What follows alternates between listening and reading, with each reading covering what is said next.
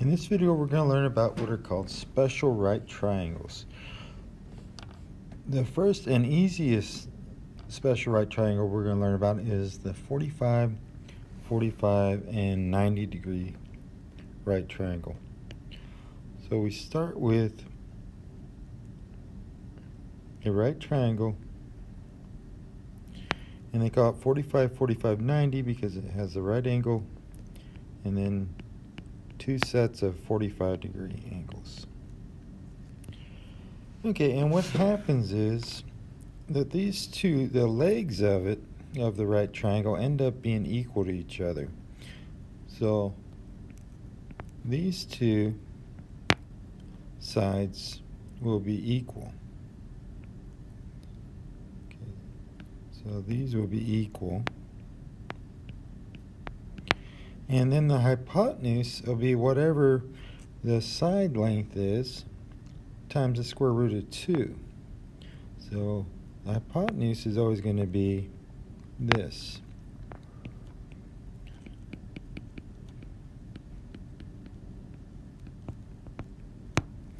And I'll show you how they came up with that. So let's start with a right triangle. And we'll have two legs will be of length 1. And these angles are 45 degrees. Because this only works for 45, 45, 90 right triangles. Alright, then we'll do Pythagorean theorem. So we have a squared, which is 1 squared, plus b squared, which is 1 squared, equals c squared, which we don't know yet. So 1 times 1 is 1, 1 times 1 is 1,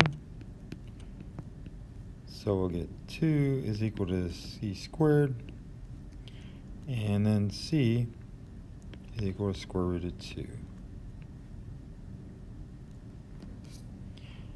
Okay, let's try that same example with another one, and this time we'll make this side lengths of, let's just do 2. So we have 2, 2, and then c. So we're going to do 2 squared plus 2 squared equals c squared. Here's our right angle, and of course this is 45, 45, 90, so these are 45-degree angles. 2 squared is 4, and 4 plus 4 equals c squared.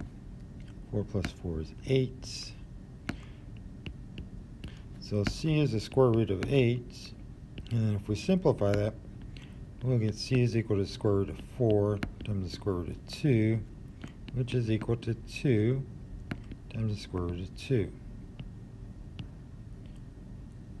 So this pattern will work for any kind of 45, 45, 90-degree angle. Whatever the side lengths are, the side C, the hypotenuse, is always going to be the length of that side length times the square root of 2. Okay, let's try a harder one. On this one I have a right triangle, and the angles are 45, 45, 90, but the problem is I don't know the side lengths. I know the hypotenuse, which is a 5. So I'm going to kind of have to change the way I do that. So if we remember correctly, the hypotenuse, which is 5, is equal to x and y, which are the same. So we can just do this right now. X is equal to y. So I'm just going to use x. The 5 is equal to x times the square root of 2. So if I want to get the x by itself, I'm going to have to divide by the square root of 2. So we'll get x is equal to 5 divided by the square root of 2. And then we have to rationalize the denominator. So I'm going to do square root of 2 over square root of 2. And we will get x, which is also y, which is equal to 5 times the square root of 2 over 2.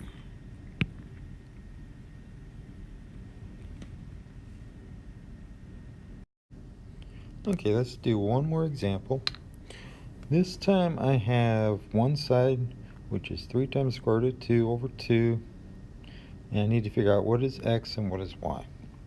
Well, y is easy because it is the other leg of this triangle, and this is a 45, 45, 90 triangle. So the two legs are equal, so y is equal to 3 times the square root of 2 over 2. That was easy.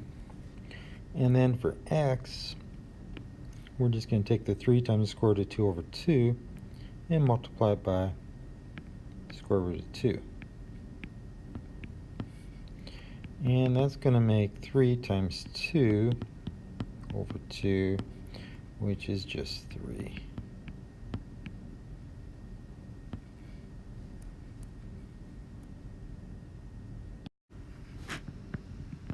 So we're going to end up with y is equal to 3 times the square root of 2